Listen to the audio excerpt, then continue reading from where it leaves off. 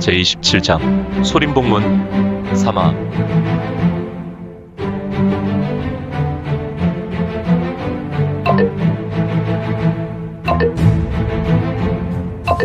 구독과 좋아요, 알림 설정 부탁드립니다.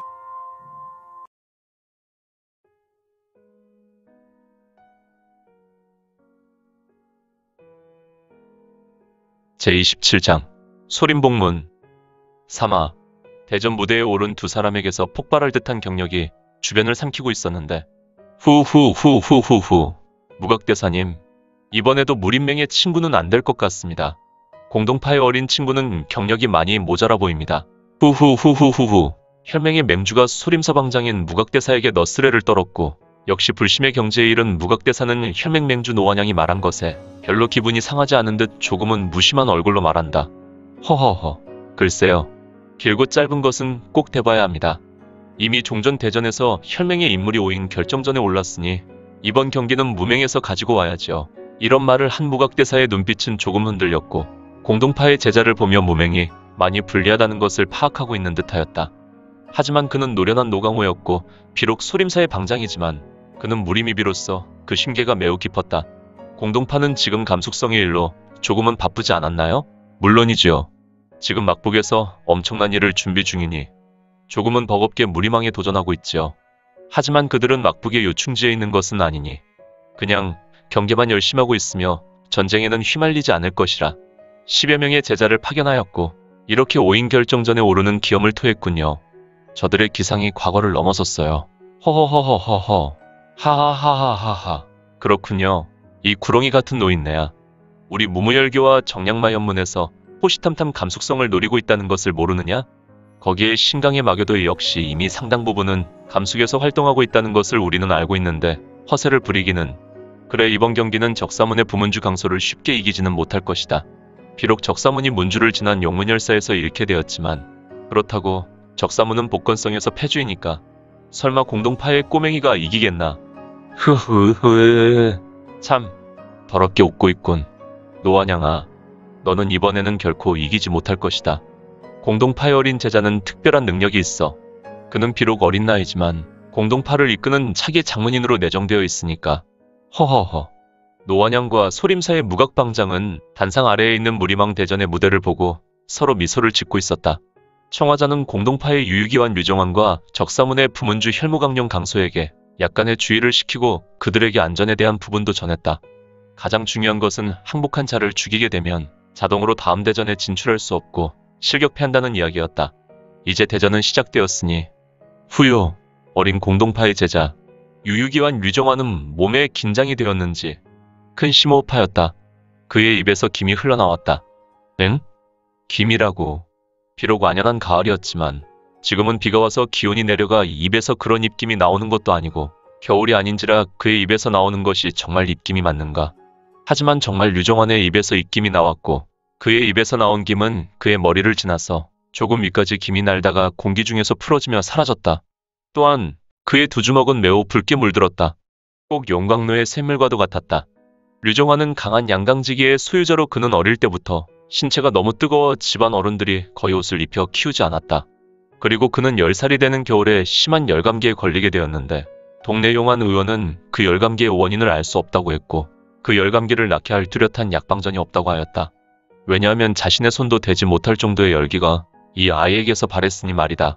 부모들은 하는 수 없이 감숙성의 양민인고로 공동산의 도사들을 찾아갔고, 아이의 죽는 것을 볼 수 없었던 부모들은 아이를 공동산 노도사에게 주고 내려왔다. 그러나 이 아이는 하늘에서 내린 태양지체의 소유자로 그의 몸은 태양 그 자체였다.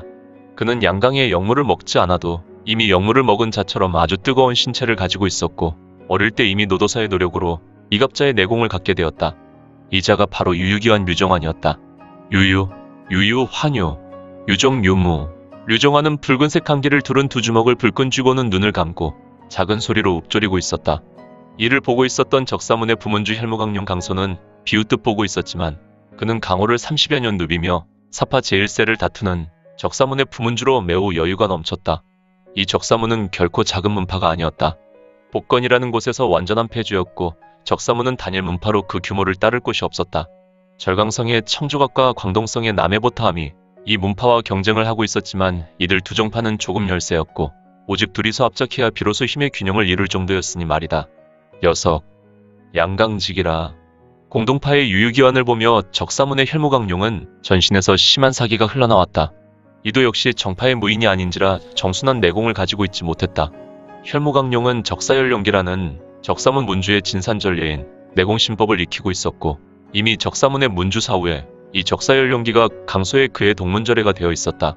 그는 이 적사혈룡기를 운영하니 그의 몸에서 극한 사기가 일어났고 이 사기는 때로 음유강기로 화하여 주변의 공기를 더욱 마르고 요동치게 하였다.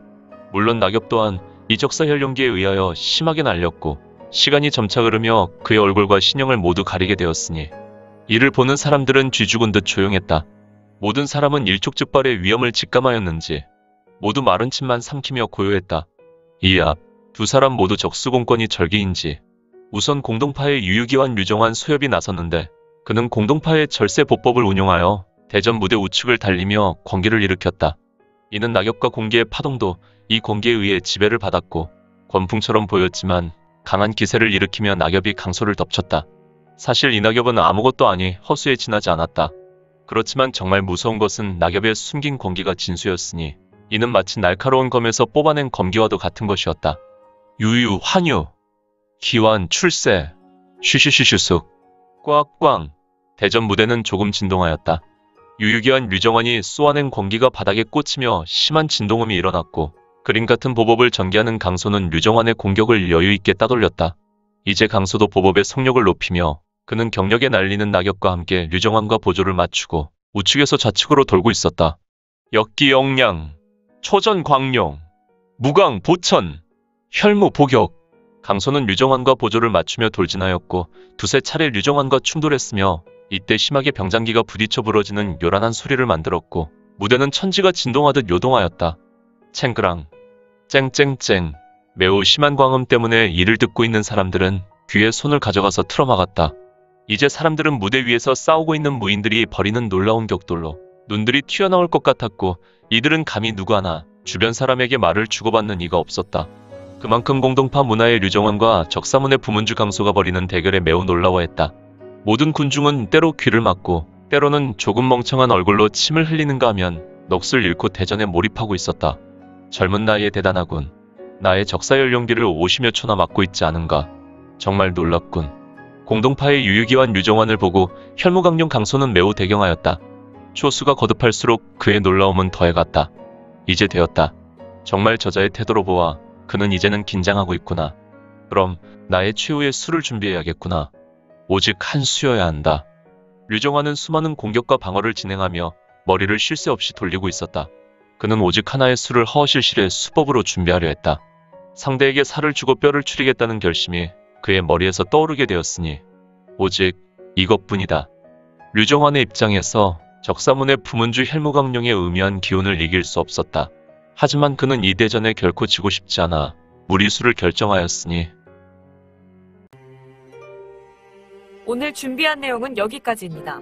혹시 연학 작가님의 영웅불사지체를 보다 빨리 보시거나 초인전을 이어서 보시고 싶으시다면 원스토리 어플 내려받으시고 초인전이나 영웅불사지체를 검색하셔서 보실 수도 있고요.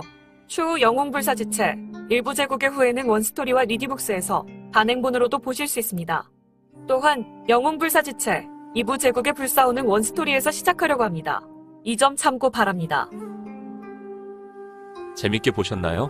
재미있게 보셨다면 좋아요. 다음 내용이 궁금하시다면 구독을 부탁드립니다. 항상 저희 민지원의 매거진 성원 부탁드리고요. 아쉽지만 다음 시간에 만나 뵙겠습니다. 모두 건강하시고 오늘 세상에서 최고로 멋진 하루 되세요.